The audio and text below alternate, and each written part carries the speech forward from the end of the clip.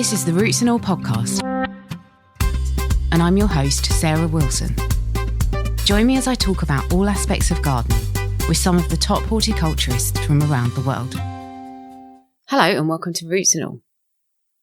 I stumbled across a book called the Humanure Handbook, shit in a nutshell, and of course I had to buy a copy.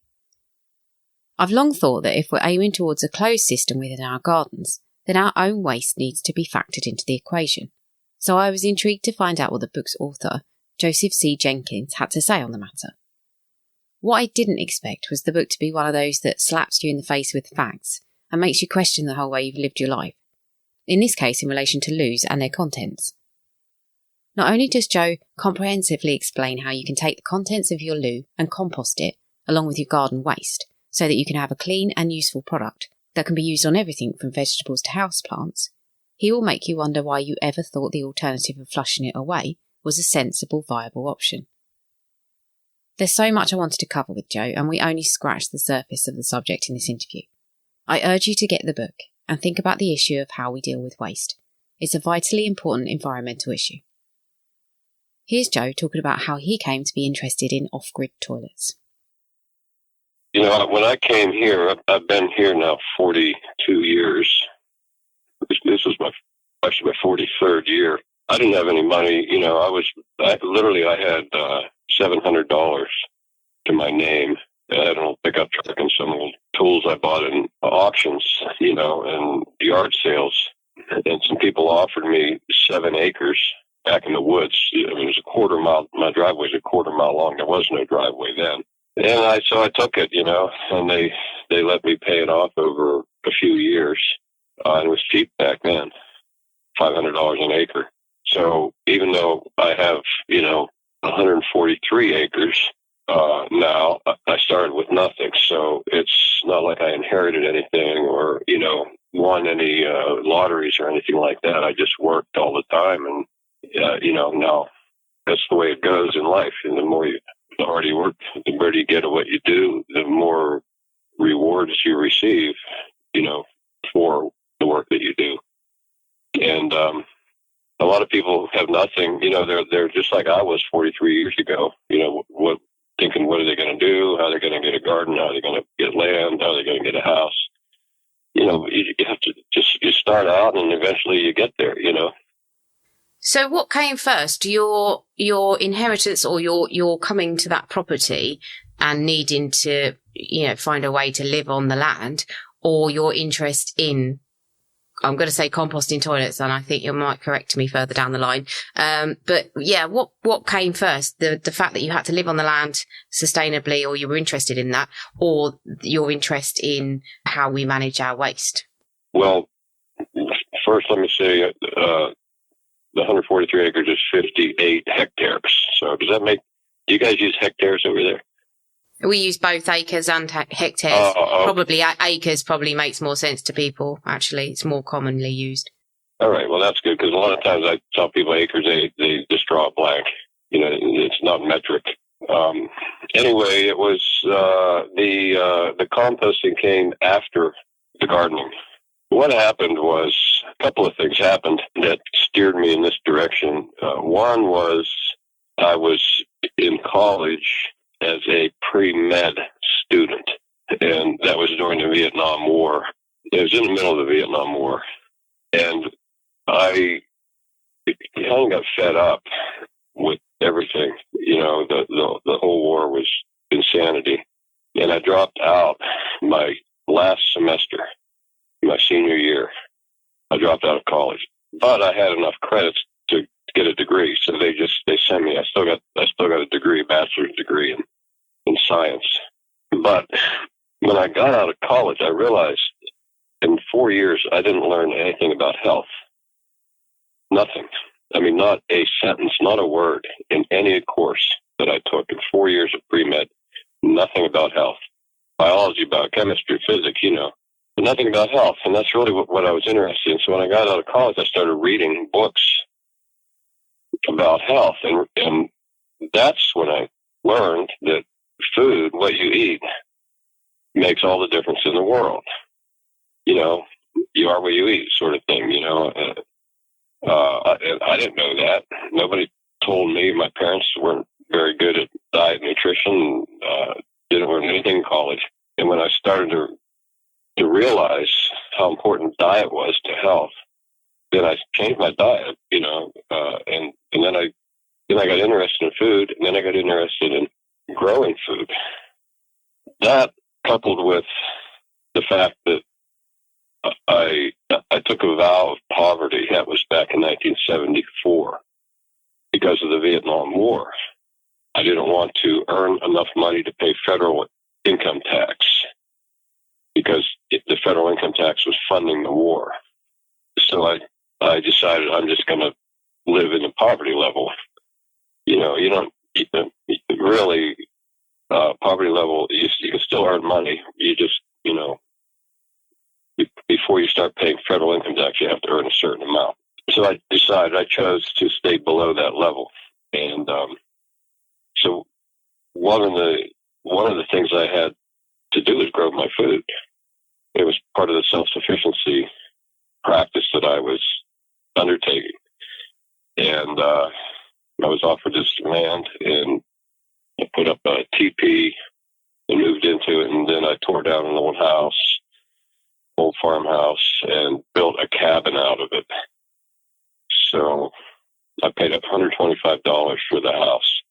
And, and then I just started like that. I'm still living in, same, that the cabin now is my kitchen. But that got me out in the country, got me out planting a garden, and got me thinking about soil fertility, because that's really the basis of gardening. If you don't have soil fertility, you don't have a garden. And plus I was off the grid, no electricity, really no running water. I had a hand pump for water, and I carried drinking water from a spring out back. So then, what do you do for a toilet? And I had enough education to know about environmental issues, sewage pollution, health problems with fecal contamination of the environment, that sort of thing. But I also knew that there was soil fertility coming out of my body that I should be recycling. And so that's what got me into the compost toilets. I recycled all the toilet material ever produced on this property in 43 years has been recycled and put back in the soil. Yeah, I mean, I think probably a lot of people think that a flushing toilet is the holy grail of comfort and civilized living. But actually reading your book, I think I got the impression that actually that is completely wrong. It's a completely wrong ideal. Well, to give you an example, I'm in my office, right? It's in my house. I have another building up over the hill, about a quarter mile away. That's my main office. Actually, there's 3 or 4 offices in that building. But in my house, I have a small office, and it's about 8 feet wide and 10 feet long. That's the size of it. One person office. And I have a compost toilet in here. I can almost reach over and touch it. It's that close. There's never any odor from it at all. Nobody would ever know there's a toilet in this room, but there is. And, I drink coffee. I work at my computer. Everybody knows that you're going to have to visit a toilet throughout the day, especially if you're drinking or eating. And it's so convenient to have a toilet in the same room where you work. You can't do that with flush toilets. You can't put them anywhere you want them. You have to put them wherever the pipes are and the drains and all that. The compost toilet, you can put it anywhere next to your bed. If you're bedridden, you can put it in your barn or your garage or your shop, upstairs, downstairs. I have 3 in this house, 3 compost toilets, one downstairs, one in the other bedroom, the guest bedroom. And I have one out in another building here where it has sort of an apartment, so I have a compost toilet out there. And I have 2 in my main office. And then one up, we have a lake here, so there's one up at the lake. So, and everything I collected and composted, it's not a big deal. And then all that compost ends up back in the soil when it's finished.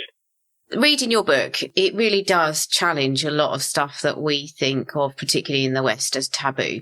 And I think probably people will be listening and just going at the thought of having a loo in their office, because it is so revolutionary. But your book is so convincing that actually it does shake up every notion I've ever held about the way we manage waste in a really positive way, because it gives the solutions to these problems. So if I had, say, sometimes in the UK, we might have an allotment, or there might be an outdoor site where people would think of having a loo that would compost, the waste. But what we do generally here, I think, is we probably have what is like a separating system. So we will filter out the urine from the fecal matter, and then we will keep them separately. And in your book, you don't necessarily advocate for doing that. Can you explain why? It took me a long time to figure that out, because when I first bumped into that concept about separating urine, I was just astonished that anybody would do that, because I had already been composting by then for 20 years, maybe longer, and never separated any urine. Just the idea of it is preposterous to me. It wasn't until I went to Finland to the dry toilet conference the first time that I started to realize that there's this whole phenomenon of dry toilets, which are not compost toilets. The dry toilet is, you separate the urine to keep the contents of the toilet dry, and for a variety of reasons, none of which make any sense if you're composting. So that's what this urine separation is all about. It's about the dry toilets, and that's not what I do at all. I don't do the dry toilets. I do the compost toilets. A compost toilet is where you collect everything, feed it to a compost pile, and then allow it to compost. So it's a completely different system. But like I say, it took me a long time to figure out, what the hell are they doing? The first time I went to dry toilet conference in Finland, and I've been there 4 times, and I've spoke all 4 times. So I was a speaker. The first time I went, it's academic. It's an academic conference. You submit a paper and all that. The first time I spoke, after I spoke, people came down to the stage and begged me to separate urine. Try it, they said. Just try it. And I'm like, why would I do that? It doesn't make any sense. It just complicates everything. And the system that I use is extremely simple. Anybody can do it. To have people separating the urine when they're using the toilet, to me, is crazy. But they weren't composting. They weren't making compost. They knew nothing about compost. They didn't even know anything. So I realized that had to be my focus, was teaching people what composting was and how it worked, and what the difference is between a dry toilet and a compost toilet. So that's this. I don't know which edition of my book you have. Is it the 4th edition? That's what it should be. Yeah. Okay, good. And I get into that topic in that book. I try to clarify those concepts between dry toilets and compost toilets. But I look out the window here, and it's white, with snow and ice. All the trees, branches, and everything are covered with ice. And if I drink coffee or something, I have to use the toilet. Toilet's right by the window. I look out the window, and it reminds me when I went to Mongolia. I did some consulting work there about compost toilets. And the ladies there were in the offices and stuff, all dressed up in high heels, but a lot of their offices and stuff didn't have toilets. They had pit latrines.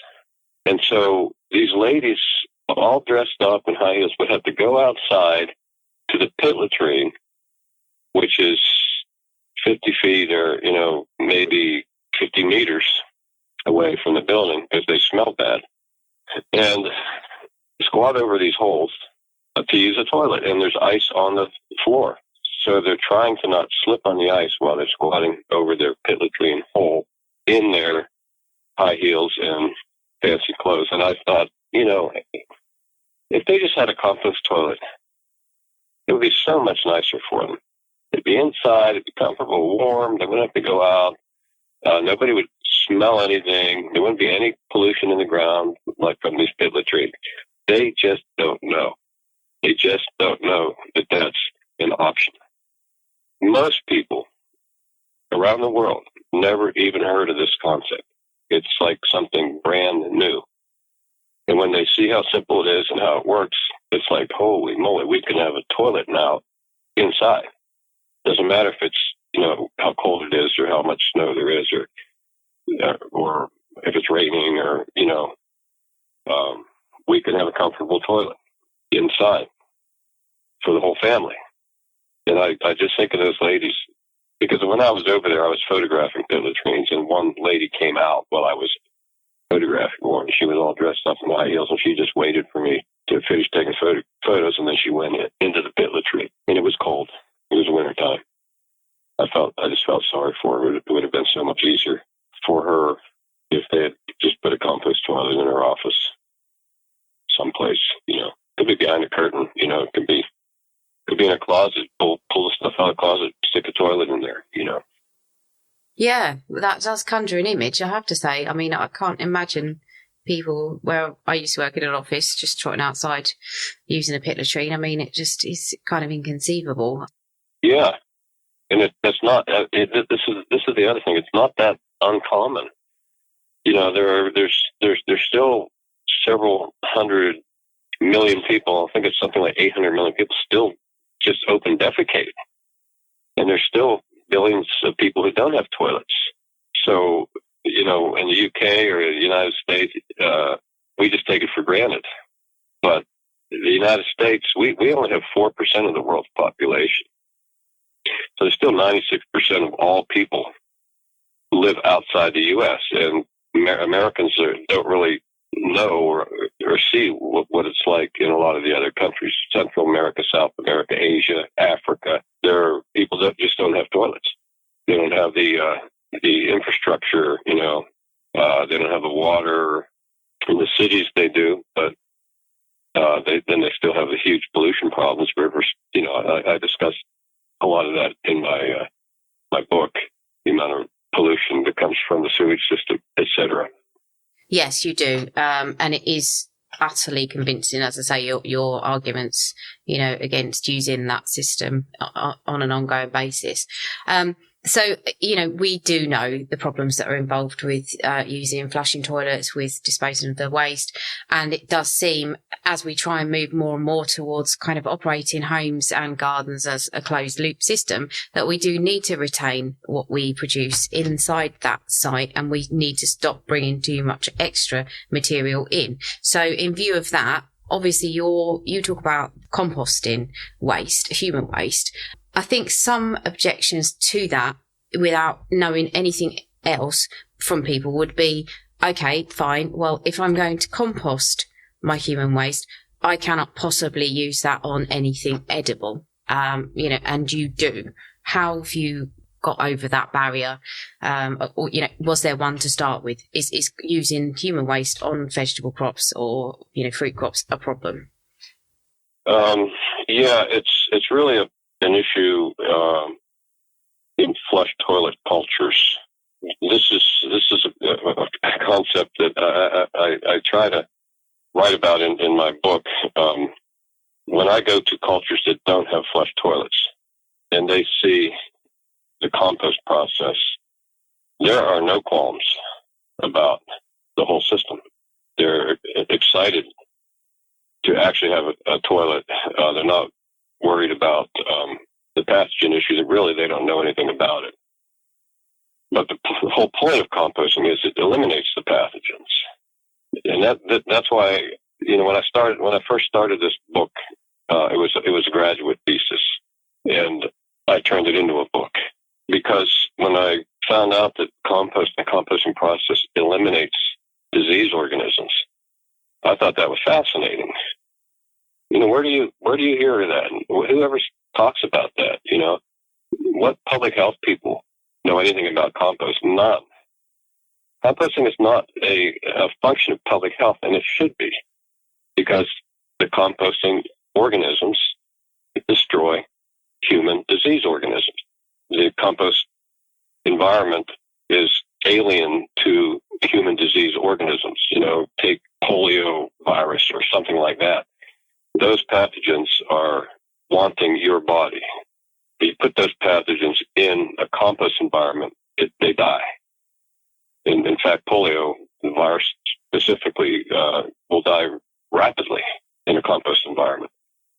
Everything from parasitic worms, the microscopic eggs, bacteria, all those things disappear in a compost system.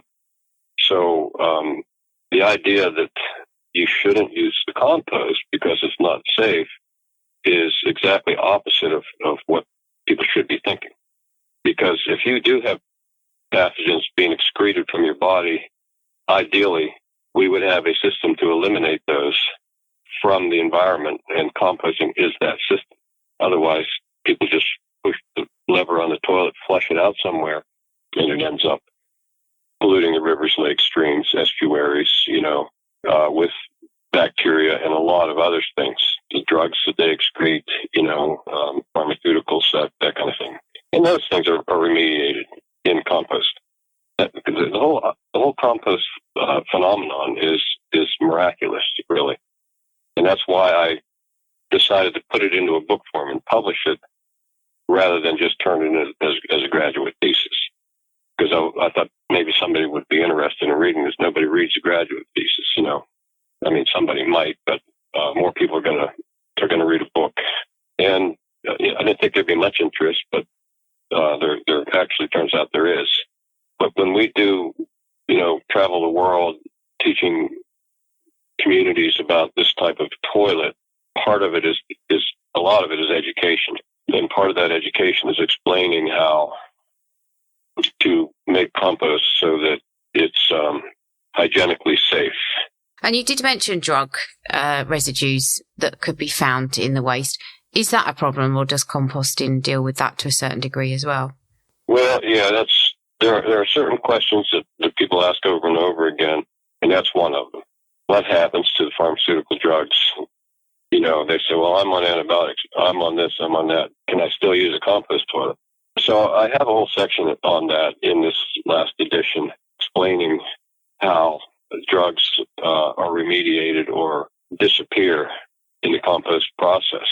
As I try to explain, there's not much research available on composting human manure and drugs, drug contamination, pharmaceutical contamination, but there is for animal manure, like dairy cows and that sort of thing. There's a fair amount of research on what happens when antibiotics in the dairy manure is put through a composting system, and it generally disappears. So you have 1,000 parts per million when you start out. After it's composted, you might have nothing detectable, or maybe a tiny bit, 2 parts per million, something like that. So it's pretty interesting that the composting process not only eliminates disease organisms, but also cleans out chemical contamination. Yeah, it's really a miraculous process, but it is fundamentally very, very simple. But you have to do it right. And if you don't, then I guess that's when you run into problems. Well, the worst problem you can have is just to leave it sit, for another year. That's about the worst thing that can happen. Is you just have to leave it alone and let it continue to compost for more of an extended period of time. Generally, I recommend the process take a year, generally 10 months, 9 months, depending on where you're located, how big your compost pile. I've seen compost piles that are a year old and they're still too hot to even put your hand in them because of the contents and the size.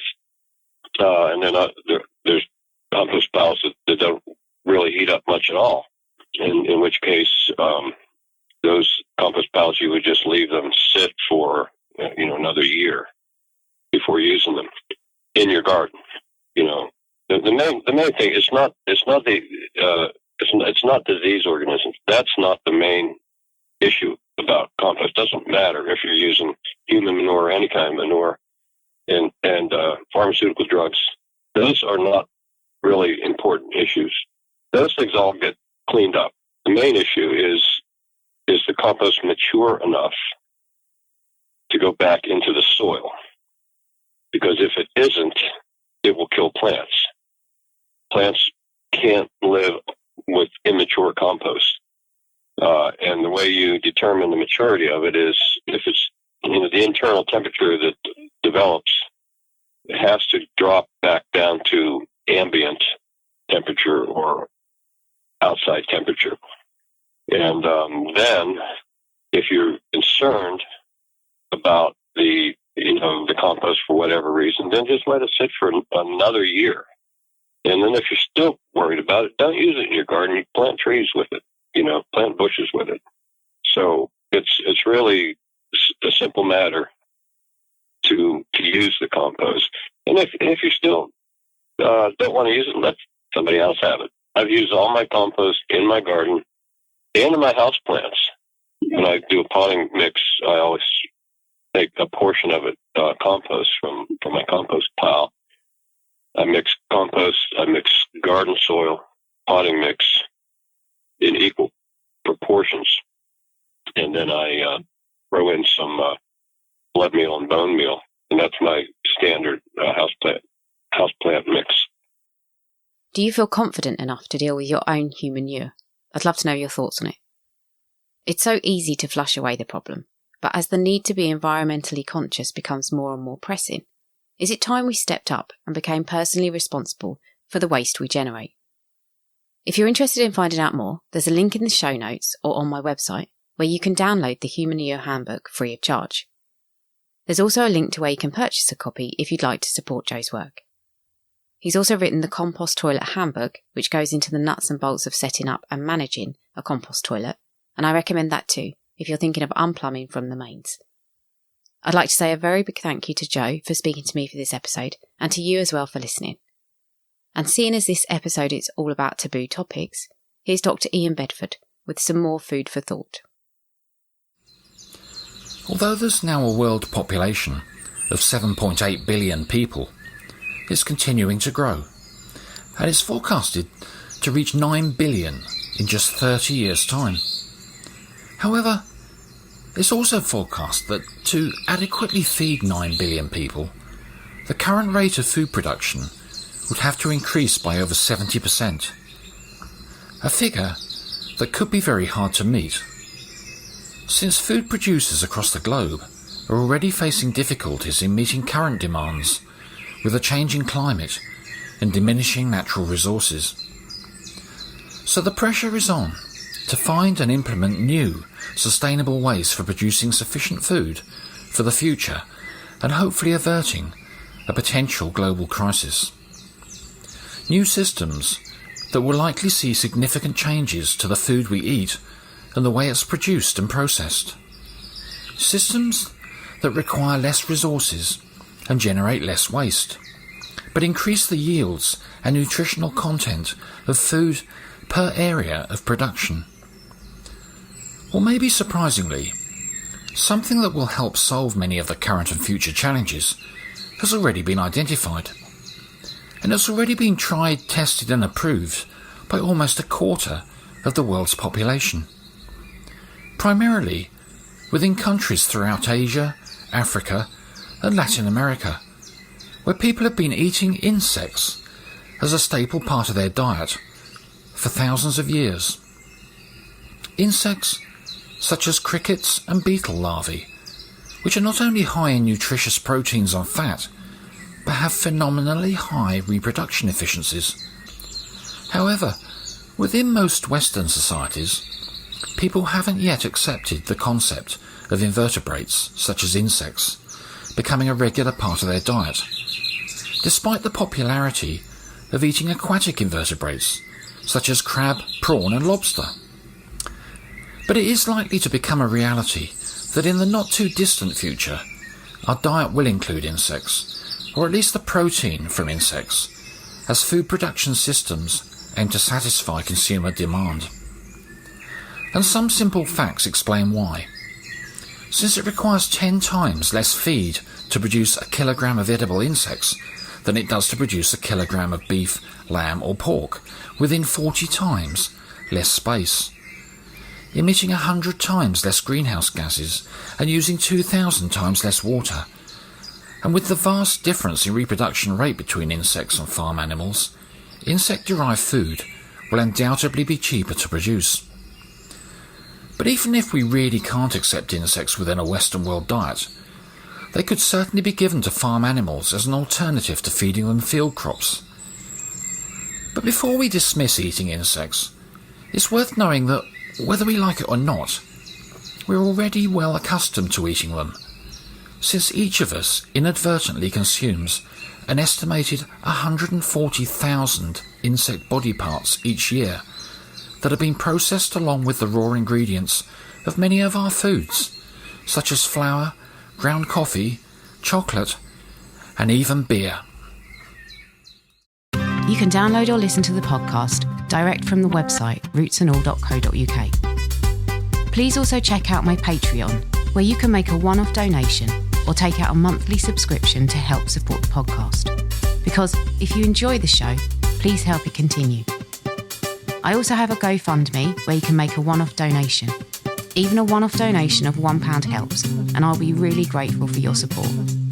So please go to Patreon or GoFundMe and search for Roots and All Podcast.